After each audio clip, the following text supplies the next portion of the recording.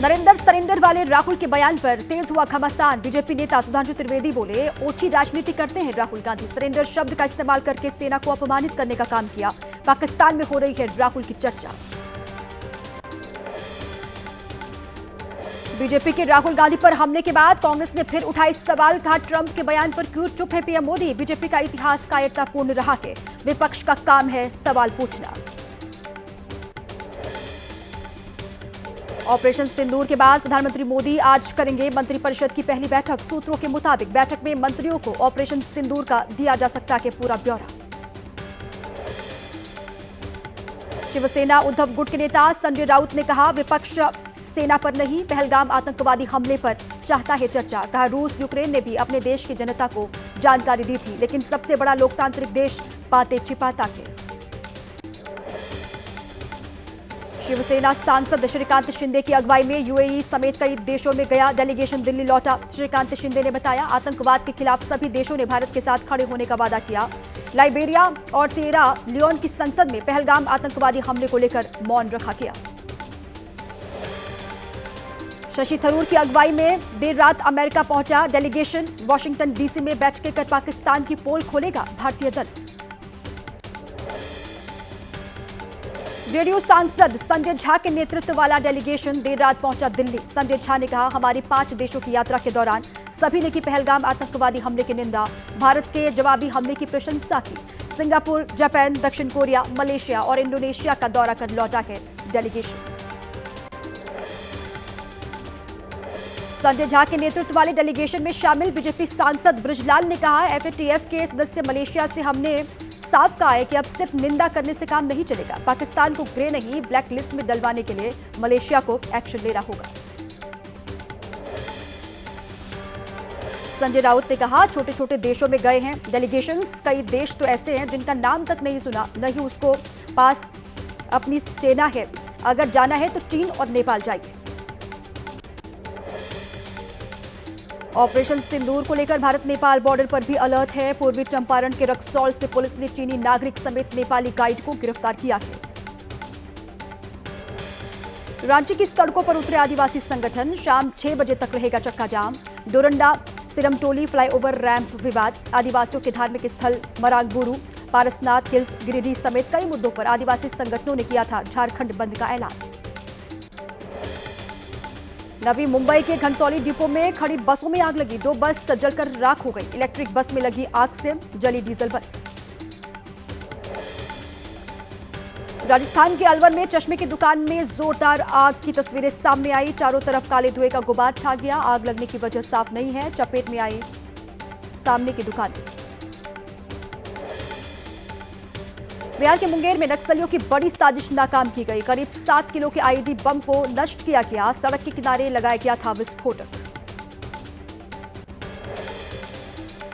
अयोध्या राम मंदिर में मूर्तियों के प्राण प्रतिष्ठा का अनुष्ठान दूसरे दिन भी जारी है। देवताओं का पूजन, अन्नाधिवास, हवन, देव स्नान, प्रसाद स्नान, शिखर स्नान, नगर भ्रमण और शैया अधिवास, साथ में न्यास का आज होगा पूजन। स्वामी अभिमुक्तेश्वरानंद ने उठाए राम मंदिर में देवालियों की प्राण प्रतिष्ठा पर सवाल। बोले, प्राण प्रतिष्ठा तो पहले ही हो चुकी है, अब क्या हो रहा है। कहा, पहले जो प्रतिष्ठा हुई वो धर्म शास्त्र के विरुद्ध थी, हिंदू धर्म के विरुद्ध थी पहले जो हुआ था।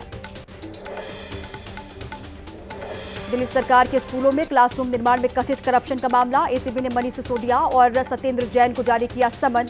6 और 9 जून को पेश होने के लिए कहा गया। मनीष सिसोदिया और सत्येंद्र जैन पर बीजेपी का वार।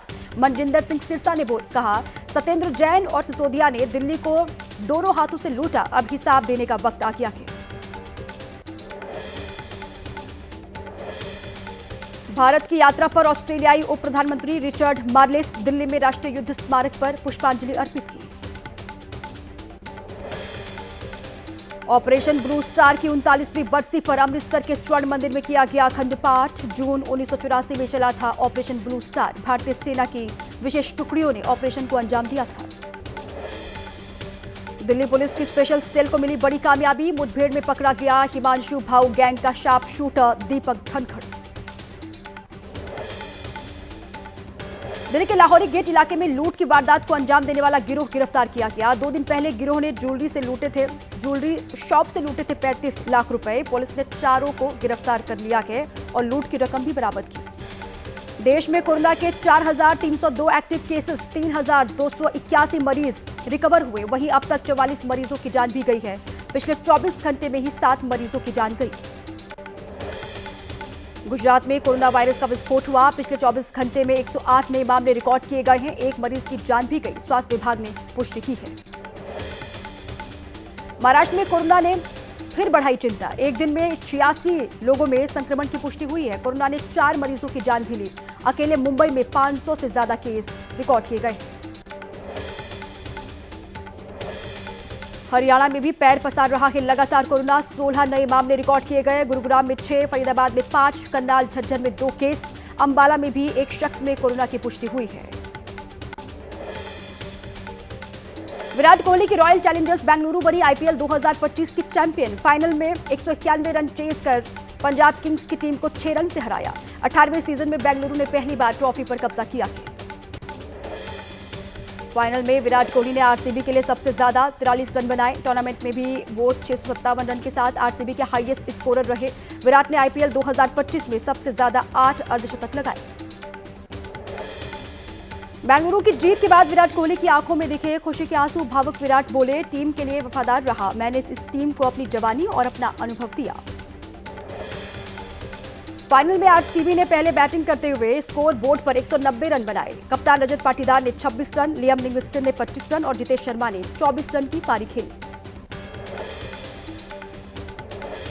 आईपीएल में सबसे ज्यादा 759 रन के साथ गुजरात के साई सुदर्शन ने ऑरेंज कैप पर कब्जा किया। वहीं गुजरात के ही प्रसिद्ध कृष्णा को 25 विकेट के लिए पर्पल कैप मिली।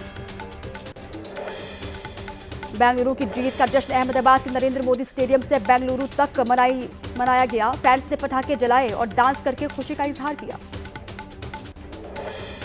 आरसीबी की जीत पर बेंगलुरु से सामने आई जश्न की शानदार तस्वीरें। शहर में दिखा दिवाली जैसा नजारा। आतिशबाजी की आवाज से गूंजा पूरा शहर। कर्नाटक की बेलगावी से भी सामने आई जश्न की तस्वीरें। आरसीबी के फैंस ने पटाखे जलाकर खुशी का इजहार किया, नाच गाकर खुशी मनाई। दक्षिणी कश्मीर में बिगड़ा मौसम का मिजाज। दक्षिणी कश्मीर में जमकर हुई ओलावृष्टि। मौसम विभाग ने जारी किया है अलर्ट। ओले गिरने से फसलों को भारी नुकसान पहुंचा। जम्मू कश्मीर के गुलमर्ग में बर्फबारी। सैलानियों ने बर्फबारी का लुत्फ उठाया। गुलमर्ग के पहाड़ सफेद बर्फ की चादर से ढके हुए दिखाई दिए। स्नोफॉल के बाद टूरिस्टों में खुशी की लहर है। जम्मू कश्मीर के बारामूला में बारिश के साथ गिरे ओले। उत्तरी कश्मीर के कई इलाकों में ओलावृष्टि। किसानों की बागवानी को नुकसान पहुंचा। केदारनाथ धाम में 2 दिनों से लगातार बारिश के साथ बर्फबारी। पैदल मार्ग पर जगह जगह पहाड़ी से गिरे बोल्डर। लगातार बारिश से रास्ते में फंसे श्रद्धालु। असम के श्रीभूमि जिले में भारी बारिश की वजह से जलभराव हो गया। कई इलाकों में बाढ़ जैसे हालात हैं। बाढ़ की वजह से 1,94,000 से अधिक लोग प्रभावित हुए। पश्चिम बंगाल के गोसाबा में तूफान की वजह से मुश्किल में फंसी एक बोट। नदी की लहरों में फंसी बोट की तस्वीरें सामने आई। आंधी की वजह से लड़खड़ाती दिखी नाव। पश्चिम बंगाल के दक्षिण 24 परगना जिले में आंधी की वजह से सड़क पर गिर गए पेड़। कई जगह पर बिजली के पोल भी उखड़े। आवाजाही में लोगों को दिक्कतों का सामना करना पड़ा। पश्चिम बंगाल के पश्चिमी मेदिनीपुर जिले में बदला मौसम का मिजाज। मंगलवार शाम हुई झमाझम बारिश। आंधी चलने से कई जगह पेड़ भी गिरे। असम के नगांव में भारी बरसात के बाद बिगड़े हालात। कई स्थानों पर बाढ़ जैसे हालात बने हैं। ड्रोन से ली गई तस्वीरें सामने आई। असम में भारी बारिश को लेकर सीएम हेमंत बिस्वा शर्मा का बयान। कहा, बाढ़ प्रभावित लोगों की हर संभव मदद करेंगे। अधिकारियों के साथ की मौजूदा स्थिति की समीक्षा। इम्फाल में भारी बारिश के बाद बाढ़ जैसे हालात बने। प्रभावित इलाकों से शिफ्ट किए गए लोग। कॉलेज के अंदर बनाया गया है राहत शिविर।